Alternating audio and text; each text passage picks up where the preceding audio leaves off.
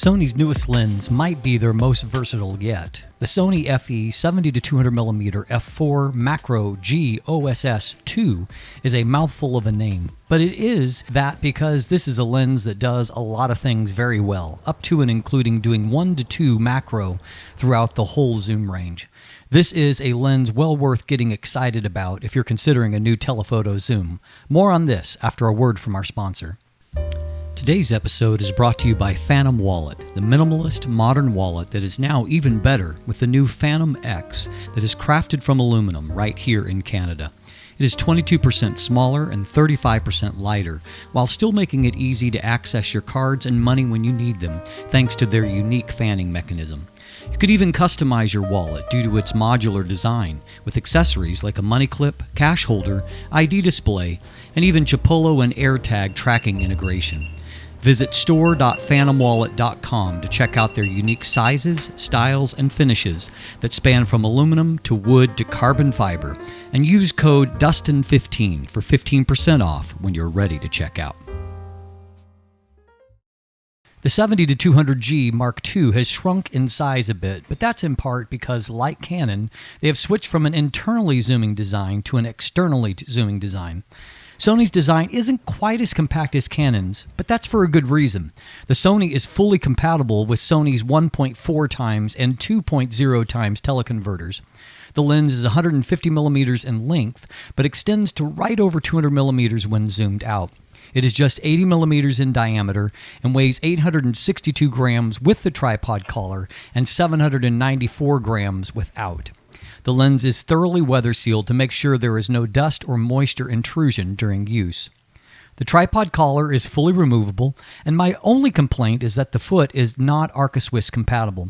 There is no aperture ring here, but there are a total of 5 switches: an AF/MF switch, one to control full-time direct manual focus, a focus limiter, then 2 switches to control the OSS and its operation. A zoom lock on the right side locks the lens into the 70mm position for transport. There are a total of 3 focus hold buttons so that one is available regardless of shooting orientation. The front filter thread is 72mm, there are 9 rounded aperture blades, and the color match lens hood is a unique pedal design. The minimum focus distance varies according to the focal length, as little as 26 centimeters at 70mm and 42 centimeters at 200mm. You can achieve a maximum magnification of 0.50 times or a 1 to 2 macro at any focal length, which really adds to the versatility of the lens.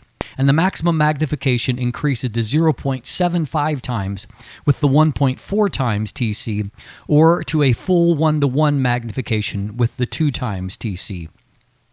Maximum focal length is 280mm at f5.6 with the 1.4 times, or 400mm at f8 with the 2.0 times. Build quality is excellent. The zoom ring moves very smoothly, as does the manual focus ring, though with very light weight. Sony's OSS has improved here and provides great stability. I had no problem hand-holding a 1/3 of a second exposure at 200mm, even on the high-resolution Sony a7R5. Autofocus comes via quad XD linear focus motors and provides near instantaneous focus. You can go from close to distant in a split second, and even achieve very fast focus when focusing near the macro range. I was able to get the full 30 frames per second on my Sony Alpha 1 when tracking basketball action, while achieving consistently well-focused results. Focus on animals, even through obstructions, proved no problem, and I also had excellent focus results with people. Even shooting photos or video of my bees delivered excellent results. Video pulls were smooth and well damped, and I saw very little focus breathing. I also had good results with my hand test with an accurate return to my eyes. Autofocus for sports, portraits, wildlife, and video was all excellent, as are the focus results at macro range. This is an outstanding focus system. Similarly excellent is the image quality. It is impressively consistent all across the zoom range, with excellent sharpness at 70mm in the center and mid-frame, and with the corners just a tiny bit behind. Stepping down to f5.6 or smaller makes little difference, except for a slight improvement in those corners. At 100mm, the center and mid-frame performance is about 1% worse than at 70mm, but the corner performance is significantly better, about 10% better. At 135mm, the lens is the strongest, with excellent sharpness everywhere, even at f4. The 200mm performance is very similar to 100mm and remains excellent. The lens is slightly less sharp with the 1.4 times teleconverter attached, but is still excellent, and real-world results at all tested focal lengths look fantastic. There is some pincushion distortion throughout the zoom range, but very little vignette. Adding the 1.4 times teleconverter actually corrects the distortion. I saw no chromatic aberrations of any kind, resulting in a very high level of contrast and sharpness.